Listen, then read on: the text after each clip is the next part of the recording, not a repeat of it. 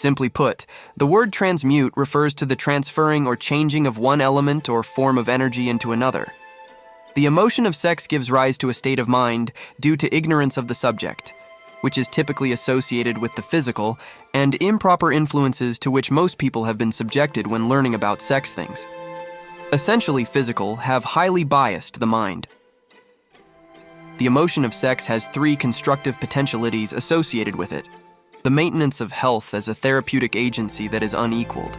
The transformation of mediocrity into genius through transmutation. Sex transmutation is a straightforward concept that can be understood as the swapping of one element or form of energy. As Napoleon Hill brilliantly puts it, sex transmutation. This section dives into the fundamental idea that the energy generated by human desires, especially the basic drive of sexuality, can be converted into a potent force for realizing one's dreams and ambitions. It goes beyond the surface of conventional thinking. Hill has set the foundation for comprehending the enormous power of one's thoughts and goals in the quest of achievement in the chapters that come before this one. With the release of Chapter 11, we will now begin a singular investigation into the alchemy of rerouting the powerful energy of human desires in the direction of our wildest aspirations. We might be challenged, informed, and eventually empowered to harness the transforming force as we peel back the layers of Hill's discoveries.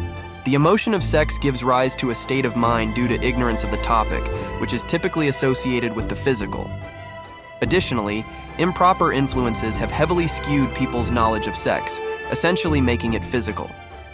These 3 constructive potentialities are the preservation of health as the only effective therapeutic intervention, the transmutation of mediocrity into genius, and the possibility of 3 positive outcomes from the emotion of sex.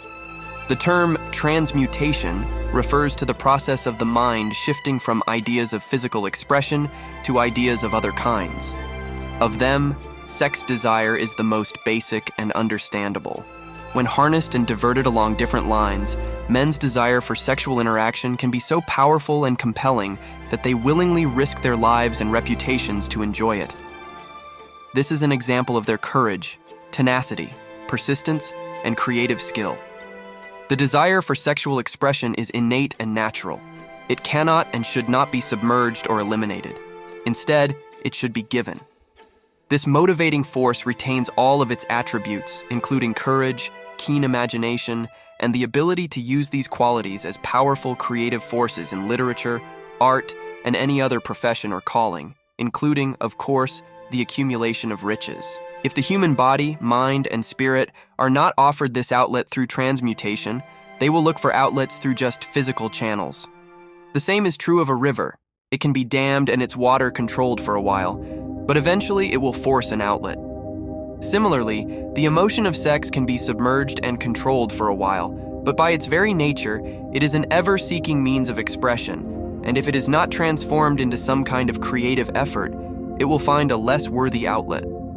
Whoever discovers how to give sex emotion an outlet through creative effort is extremely fortunate, as it has elevated him to the status of a brilliant scientist. The most accomplished men are those with highly developed sexual natures, men who have mastered the art of sex transmutation, men who have amassed enormous wealth and received exceptional recognition in the fields of literature, the arts, architecture, and other professions, all of whom were inspired by women. The research used to make these remarkable findings spanned more than 2 millennia in biography and history, and anywhere there was evidence available regarding the lives of highly accomplished men and women, it strongly suggested that they had highly developed sex natures. When fueled by this feeling, the sex-related emotion is an irresistible force that cannot be opposed by an immovable body. Endowed with a superpower for action, recognize this truth, and you will understand the significance of the claim that sex transmutation will elevate one to the status of a genius. The emotion of sex holds the key to creative ability.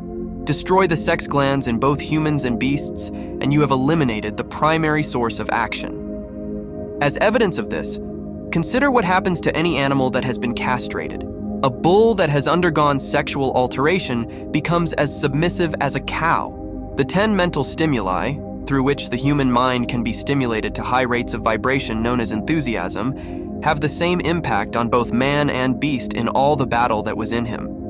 The stimuli that elicit the most unrestrained responses from the mind are the need for sex expression, love, a burning desire for fame, power, or money, music, friendship between people of the same sex or those of the opposite sex, and masterminds.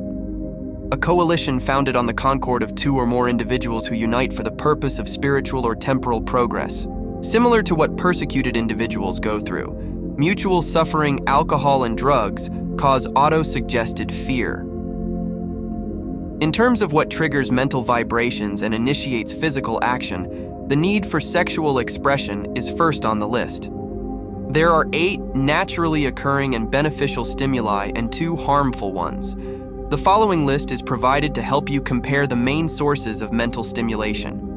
Based on this study, it is clear that the most potent and powerful mental stimuli by far are those related to sex. This comparison is required to support the claim that a person can become a genius through the conversion of sexual energy. Let's examine what makes a genius. According to a wiseacre, a genius is a man with long hair who enjoys eating unconventional cuisine, stays by himself, and becomes a joker's target. A person who can think will want to inquire about this definition of genius. A better definition of a genius is a man who has learned how to raise the vibrations of thought to the point where he can freely communicate with sources of knowledge not available through the ordinary rate of vibration of thought. The first will be how to communicate with knowledge sources that are not accessible through the normal rate of vibration of thought.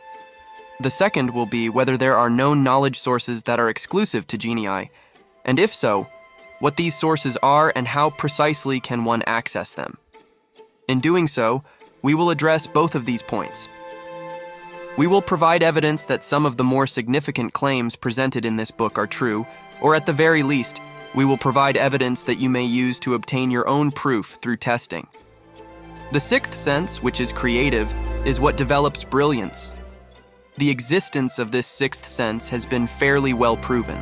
A comparatively tiny percentage of people utilize their creative imagination with deliberate intention, while the majority of people never use it at all throughout their career, and when they do, it's typically by mistake. Genie eye individuals are people who actively and intelligently use the gift of creative imagination. All known revelations mentioned in the context of religion and all discoveries of fundamental or novel principles in the field of invention occur through the faculty of creative imagination, which serves as the direct conduit between the limited human mind and infinite intelligence. When thoughts or notions suddenly enter one's head through what is commonly referred to as a hunch, they originate from one or more of the following sources. There are no other known sources from which inspired ideas or hunches may be received. The creative imagination functions best when the mind is vibrating due to some form of mind stimulation at an exceptionally high rate. That is, when the mind is functioning at a level that is higher than infinite intelligence. One subconscious mind, wherein is stored every sense impression and thought impulse, whichever reached the brain through any of the 5 senses from the mind of some other person who has just released the thought or picture of the idea or concept through conscious thought or from the other person's subconscious. Storehouse.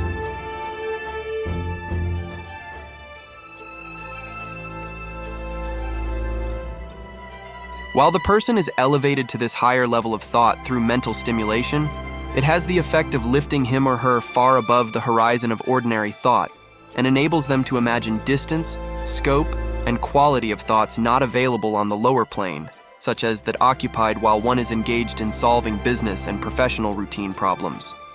The person occupies a position similar to that of someone who has ascended in an airplane to a height from which they can see over and beyond the horizon line, which limits their vision while on the ground. Furthermore, while on this higher level of thought, the person is not hindered or bound by any of the stimuli which circumscribe, and he rises in an airplane. He finds himself in a realm of thought where the constraints of physical vision, such as hills and valleys, have been as effectively eliminated as the everyday thoughts of a person. On this elevated mental plane, the creative faculty of the mind is granted autonomy, and the path for the sixth sense to operate has been cleared. As a result, the mind is open to concepts that would not otherwise be accessible to the person. The sixth sense is the ability that distinguishes geniuses from other people. The more a person uses this ability, and the more sensitive they are to vibrations coming from sources other than their subconscious mind, the more aware and perceptive they become.